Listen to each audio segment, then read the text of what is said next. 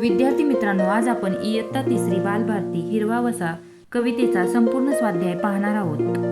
प्रश्न क्रमांक 1, योग्य जोड्या लावा। येथे तुम्हाला जोड्या लावायला सांगितलेले आहे। चला तर मग उत्तर पाहूया। रिमझिम, पाऊस, हिरवागार, शेला, पांढरे, धुके, मऊ, चारा। प्रश्न क्रमांक 2 मध्ये एका शब्दात उत्तरे लिहायला सांगितलेली आहेत। अ, कवितेत वर्णन केलेला ऋतू पाऊस, पावसाळा। आ, सरसर वाहणारे झरे, थेंबांनी नटलेल्या झाडे, वेली। प्रश्न क्रमांक 3, कवितेतील तुम्हाला आवडलेल्या 2 ओळी लिहा व त्यांचा अर्थ सांगा। घाटातील रस्ता झिम्माड ओला, रानांनी पांघरला हिरवा शेला। या ओळीचा अर्थ आहे, घाट जणू काही शांततेने पूर्ण भिजला आहे, सर्वत्र हिरवळ पसरणे, असे वाटते की जणू रानाने हिरवागार शालू पांघरला आहे।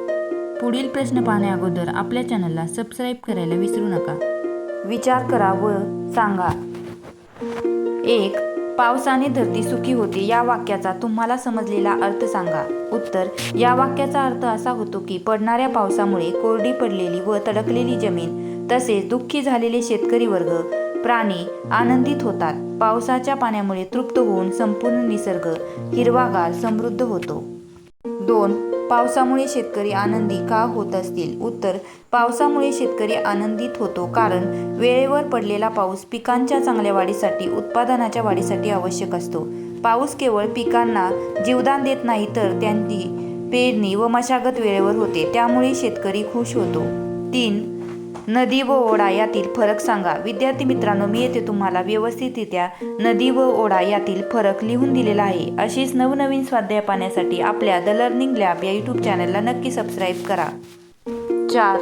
पाऊस पडला नाही तर काय होईल? उत्तर, पाऊस पडला नाही तर भयंकर दुष्काळ पडेल, शेती नष्ट होईल, अन्न व पाण्याची तीव्र टंचाई निर्माण होईल आणि पिण्याच्या पाण्याविना मानवासह सर्व प्राणी व वनस्पतींचे जीव धोक्यात येतील।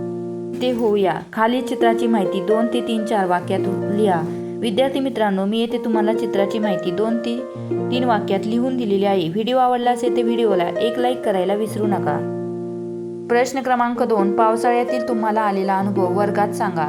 त्याबद्दल 3 ते 4 ओळी माहिती लिहा। विद्यार्थी मित्रांनो, मी येथे तुम्हाला नमुना उत्तर म्हणून उत्तर लिहून दिलेले आहे। तुम्हाला पावसाळ्यात आलेला अनुभव तुम्ही येथे लिहू शकता। खेळूया शब्दांशी। प्रश्न क्रमांक 1, खालील शब्दात लपलेले शब्द शोधा। रंगपंचमी, लपलेले शब्द आहेत रंग, पंच, नमी।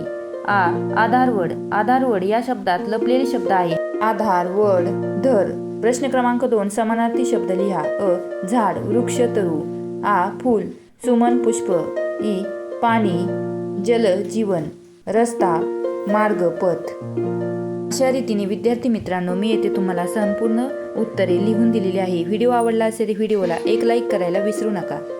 प्रश्न क्रमांक 4, कवितेतील शब्द शब्दकोड्यात शोधा व लिहा। विद्यार्थी मित्रांनो, मी येथे तुम्हाला संपूर्ण शब्दकोड्याची उत्तरे व्यवस्थितरित्या लिहून दिलेली आहे। असेच नवनवीन स्वाध्याय पाहण्यासाठी आपल्या द लर्निंग लॅब या यूट्यूब चॅनलला नक्की सबस्क्राईब करा। प्रश्न क्रमांक 5, पावसाचे वर्णन करणारे खालील शब्दांचे अर्थ समजून घ्या। त्यांचा उपयोग करून वाक्य तयार करा। रिमझिम, रिमझिम पाऊस पडत होता, मुसळधार, मुसळधार पावसाने वरोरा जलमय झाला। धो धो, रात्रभर धो धो पाऊस कोसळत होता। सरसर, अचानक आलेल्या पावसामुळे सरसर सरी वाहू लागल्या। शब्दडोंगर तयार करा। हा वारा, हा गार वारा, हा गार वारा आहे, हा सुखद गार वारा आहे। अशा रीतीने शब्दडोंगर तयार झालेला आहे। भेटूया अशाच नवनवीन स्वाध्यायामध्ये। तोपर्यंत लाईक, शेअर, सबस्क्राईब करायला विसरू नका। धन्यवाद।